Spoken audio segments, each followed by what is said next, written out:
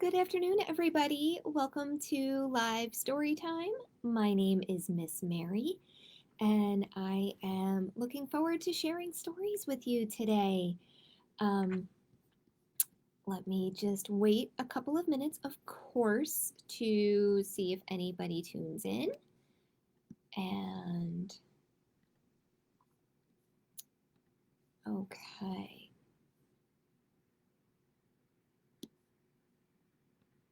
Also, as always, please, if you are here, please say hello in the comments and I will give you a shout out. As a reminder, with shout outs, just two quick reminders. As always, there is a bit of a lag with comments, so you might type something and send it, and I don't see it right away. I'm not ignoring you, I promise. It is just that I haven't seen it yet. So as soon as I see your comment, I will give you a shout out. Also, with shout outs, if I'm in the middle of a story, I will wait till the end of that story before I say hello and give a shout out because I just don't want to interrupt the flow of the story. So I do see that some people have tuned in. So please say hello in the comments. I'd love to chat with you. And today I have four stories to share, and these are stories about the importance of community and also like special people in our lives. And that could be a variety of people. It could be a parent. It could be someone in your community. In one of the books, it's a librarian. That was actually the first book I read that inspired this theme this week, so probably going to be the last book I read today. Um, but yes, so it's about celebrating community and the people who are special in our lives in some way and who help make our lives better. I thought that was a very sweet topic to do. I definitely have some people tuning in, so that's great. I am glad you're here, glad you're ready to hear some stories. And I did want to do a quick reminder that I posted it in my blurb as well, my program description, that next week is my last live story time for a while at least. And I will have a lot to say about it next week for sure. But for now, I just wanted to remind you that this is my second to last live story time, and I will be having some feelings next week with my last one. So I hope you can tune in next week for my last live story time. All right, so let's get started with this one. I also love. This is one of the new books from our collection, and it's called The Big Beach Cleanup by Charlotte Offsay. Okay, I thought it was very timely for summer, and we have a lot of beaches here, and surely a lot of them need help with staying clean, right? So let's read about the Big Beach Cleanup.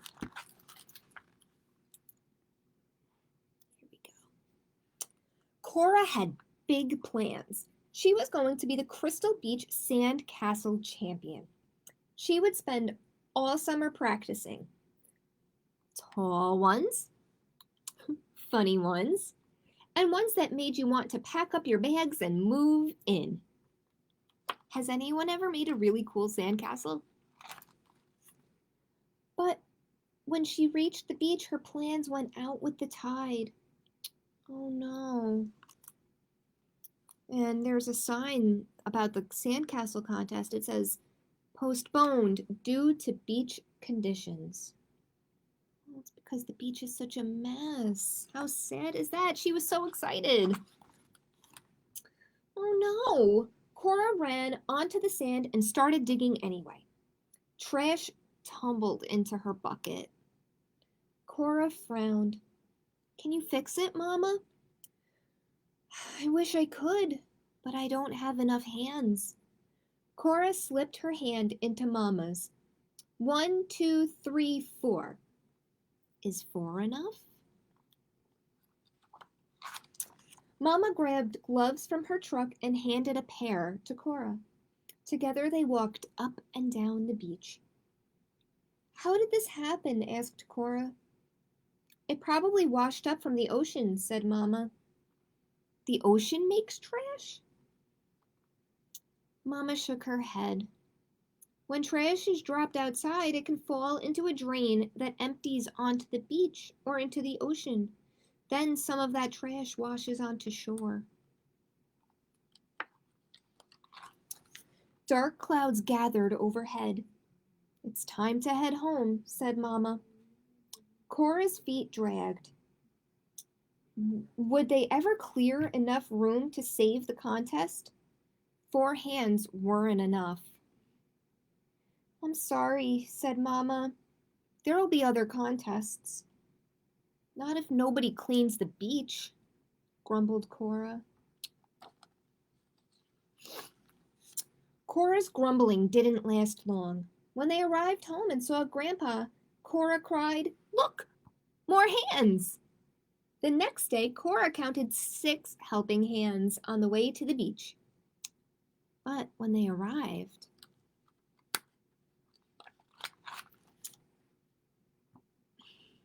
it looked as though Cora hadn't cleaned a thing.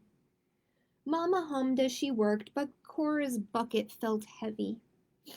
How about a sandcastle break? Suggested Grandpa. Cora plopped down. Oh no, cried Cora, that bird is eating trash. It doesn't know any better, said Grandpa. Sometimes animals confuse trash for food. The bird hopped toward another wrapper. Cora sighed and kicked the sand. 6 hands still aren't enough. Then, as the sand settles, she spotted an idea.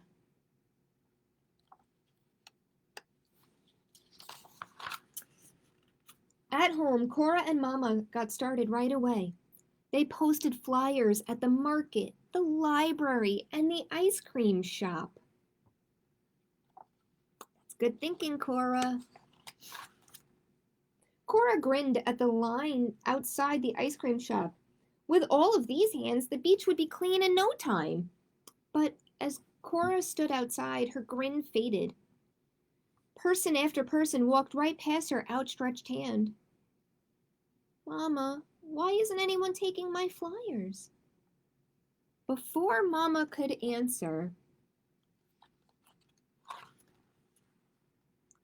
Cora spotted her neighbor. Molly, will you help us? Sorry, I'm working this summer, said Molly. Cora's eyes stung as Molly turned away. People are busy, said Mama, but there are lots of ways for them to help, like not littering or saying no to things we use only once, like straws, so that less trash ends up in the ocean. Cora nodded and wiped her eyes. Their hands are still helping. So Cora kept on asking. She talked to her friends, visited her neighbors, and spread the word. Mama, we've got 8 hands, 10 hands, 12 hands. And slowly, more and more and more hands joined together. News of the efforts at Crystal Beach spread, and eventually a new flyer appeared. Now it says, back on, thanks to local activists. On the day of the sandcastle competition, people built tall ones, funny ones, and ones that made you want to pack up your bags and move in. And even though Cora's sandcastle didn't win, her heart swelled with pride.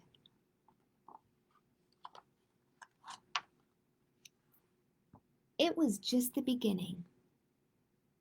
Cora had big plans.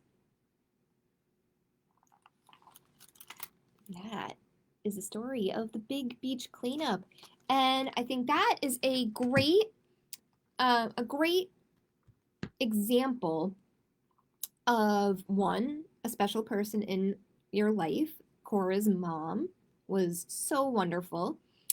And also the importance of community because all those hands got together and helped clean that beach. So, um, I loved that story. Very relevant for today. Okay. Again, if you are here, please say hello in the comments so that I can give you a shout out.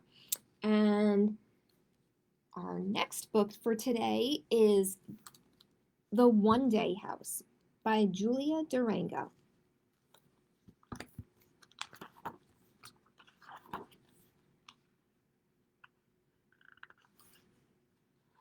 Okay. So it starts with this little boy walking past a cafe. He sees a sign that says, "Build up neighbors. Fix a neighbor's home together."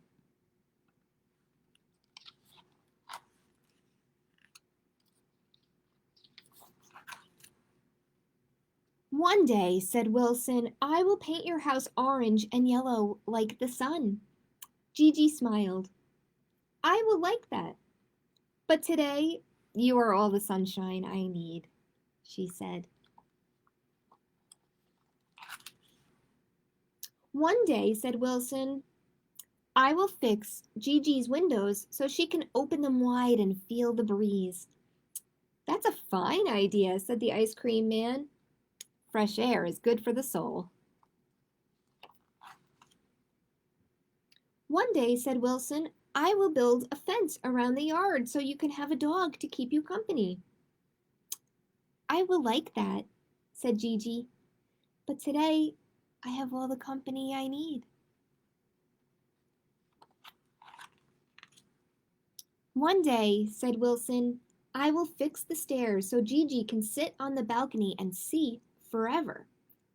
"That's a beautiful idea," said a passing neighbor. "Everyone enjoys a pretty view," said her friend.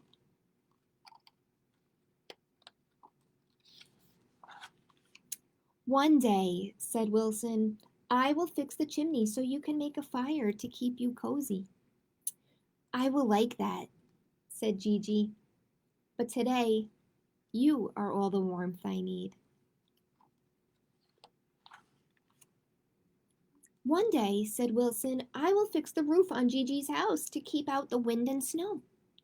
"That's a smart idea," said the librarian. "There's nothing better than a snug house on a wintry day."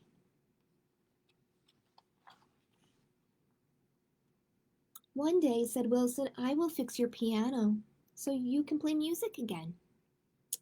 "I will like that," said Gigi. "But today, you are the song in my heart."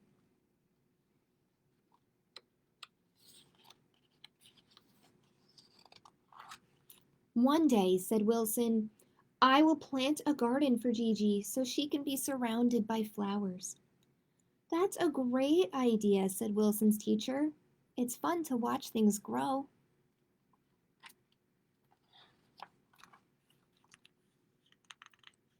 "One day," said Wilson. "One day is here." Look, okay, building up neighbors. Okay, so everyone's ready to help. They're building and painting and fixing. Look at the house. It looks so great.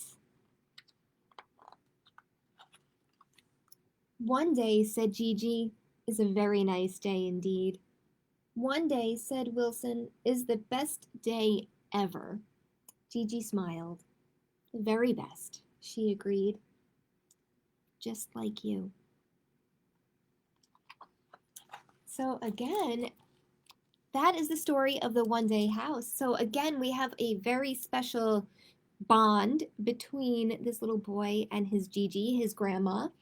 And then the whole community comes together to help fix up Gigi's house. So I have a comment. Brian says hi. Hi, Brian. Hi, Amy. Thanks for tuning in. Glad you could be here today. Okay. So, again, just a reminder that next week is my last live story time. And I hope you're able to tune in for that.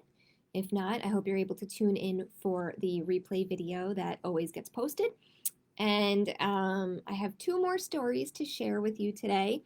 As always, if you're here, please say hello in the comments so that I, can give you a shout out. Okay. Now, about a month, no, maybe more than a month. Time is going so fast. At one of my past story times, we'll say, I read another story by the same author who I just love his books. This is called Love by Matt De La Pena.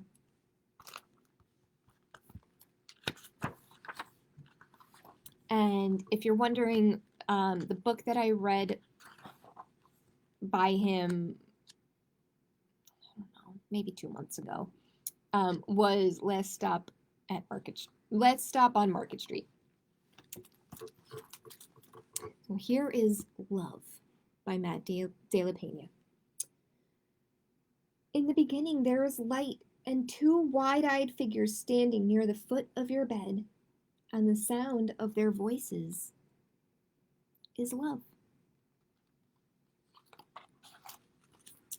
A cab driver plays Love softly on his radio while you bouncing back with the bumps of the city, and everything smells new, and it smells like life.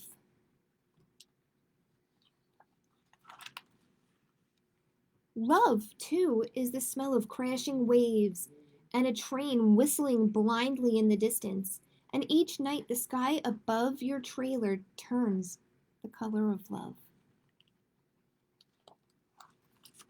In a crowded concrete park, you toddle towards summer sprinklers while older kids skip rope and run up the slide, and soon you are running among them, and the echo of your laughter is love. On the night the fire alarm blares, you're pulled from sleep and whisked into the street, where a quiet old lady is pointing to the sky. Stars shine long after they've flamed out, she tells you, and the shine they shine with is love. But it's not only stars that flame out, you discover. It's summers, too, and friendships, and people. One day, you find your family nervously huddled around the TV, but when you ask what happened, they answer with silence and shift between you and the screen. In your dream that night, you are searching for a love that seems lost. You open and close drawers, lift cushions, empty old toy bins, but there's nothing. You wake with a start in the arms of a loved one who bends to your ear and whispers, "It's okay. It's okay. It's love."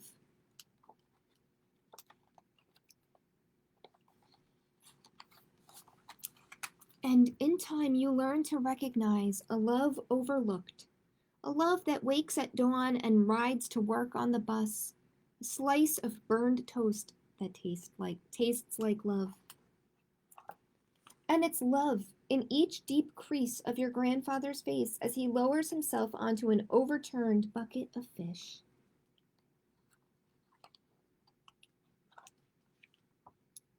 And it's love in the rustling leaves of gnarled trees lined behind the flower fields. And it's love in the made-up stories your uncles tell in the backyard between wild horseshoe throws.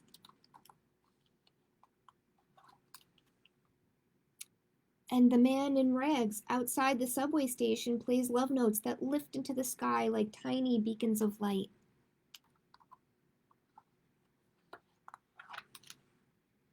And the face staring back in the bathroom mirror, This, too, is love.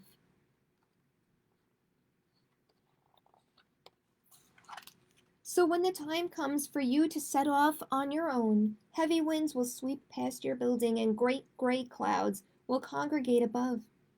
Your loved ones will stand there like puddles beneath their umbrellas, holding you tight and kissing you and wishing you luck. But it won't be luck you'll leave with, because you'll have love. You'll have love, love, love.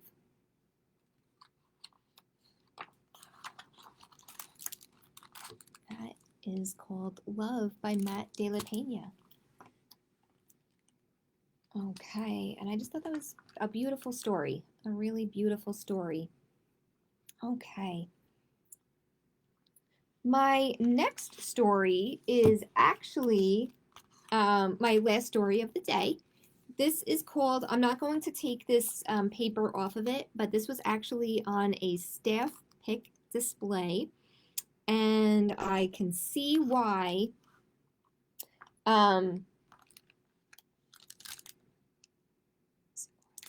I could see why my fellow staff member picked this one to be a staff pick. It's lovely, absolutely lovely. So this one is called Dear Librarian, and it's written by Lydia M. Sigworth. I hope you enjoy the story.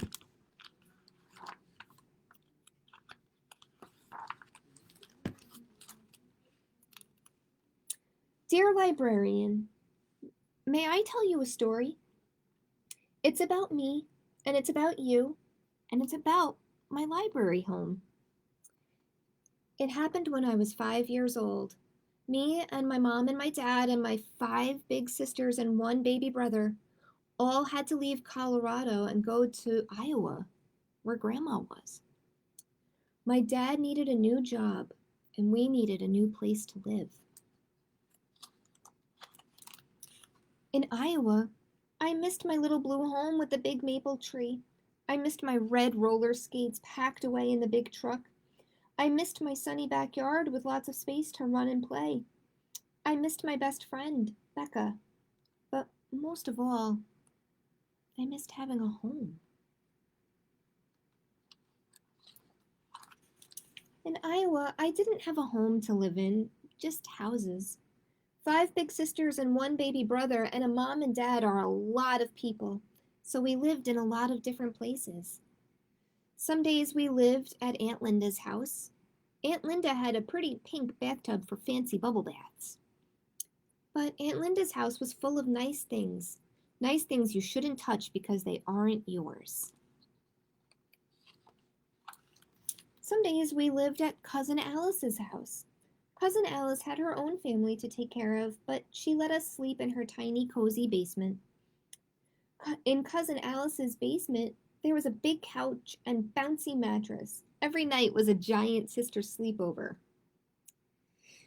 But even a snuggly sleepover was a little too crowded for all of us.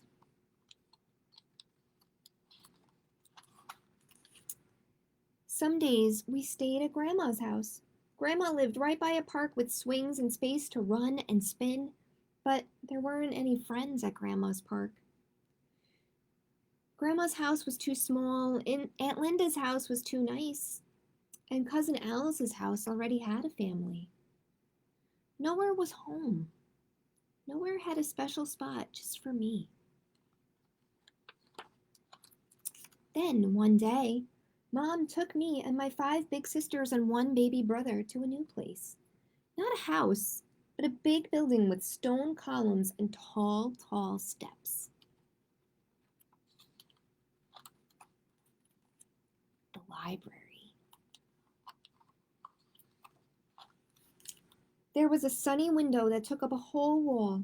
There were rows and rows of books and baskets of toys and a puppet theater. There was so much to do and so much space to do it in. At the window, I could watch people on the street, or I could skip down the rows of books with my brother, or I could make up stories with my sisters. There was enough space at the library for all of us.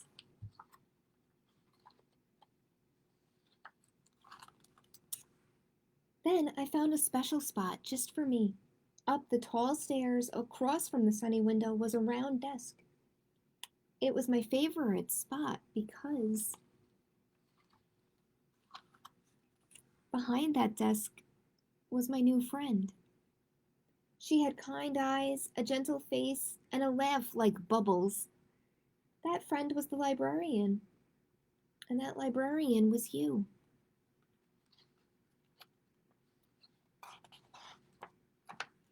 You looked me right in the eyes and listened to me like I was a grown-up.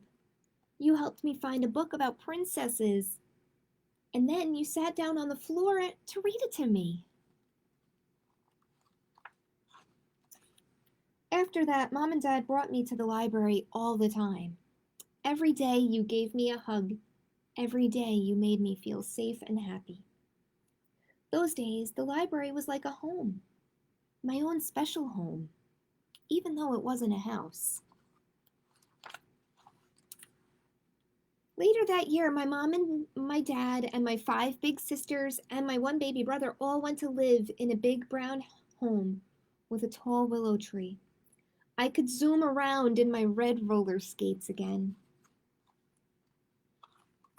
But I still visited my library home to be in my favorite spot and read books, and to be home with you, my library friend. Now, my dear librarian, I'm a grown-up, but I still go to the library every day because I'm a librarian just like you. You gave me a library home, so I wanted to make one too. For kids with little blue homes and big brown homes and no homes at all.